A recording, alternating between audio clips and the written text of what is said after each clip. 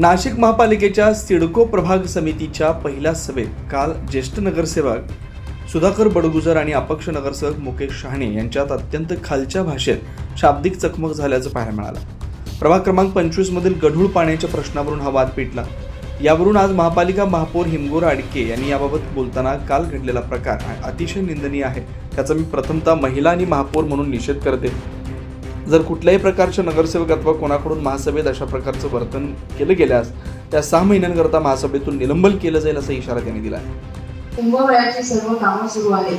अशा या सगळ्या वातावरणामध्ये जेव्हा असं एखादं गालबोट लागतं तेव्हा नक्कीच ते अतिशय निंदनीय आहे आणि याचा निषेध मी वैयक्तिक महापौर, महिला आणि सर्व सभागृहातल्या महिला आणि सभागृहातर्फे नोंदवते.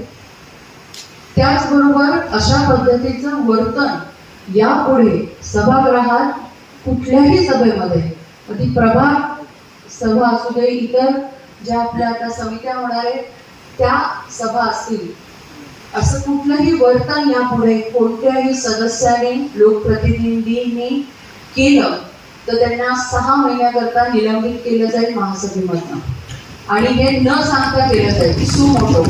तर अपक्ष नगरसेवक मुकेश शहाणे यांनी आज माध्यमांशी संवाद साधताना आलेल्या प्रकाराबद्दल दिलगिरी व्यक्त करत कालचा प्रकार अतिशय चुकीचा असून माझ्याकडून ही चूक व्हायला नको होती, परंतु हे सर्व कशा पद्धतीने झालं हे सर्व मायमाऊलींना कळालं पाहिजे हे देखील यावेळी त्यांनी सांगितलं. आमच्या 2 बहिणी तिथं पाण्यावरून आंदोलन करायला लागल्या. अतिशय त्यांचं चांगलं आंदोलन चालू होतं, परंतु आमचा एक मित्र बालम शिरसाट हे नवीन नगरसेवक निवडून आले आणि सभापती झालेले आहेत. सभापतीचा एक प्रोटोकॉल असतो, तर सभापतींना थोडं अज्ञात नव्हतं. एक मित्रताच्या नात्याने मी त्यांना सांगितलं का सभापती तुम्ही जे काय आंदोलन आहे ते खुर्चीवर बसूनच त्यांच्या त्या बाटल्या स्वीकारा.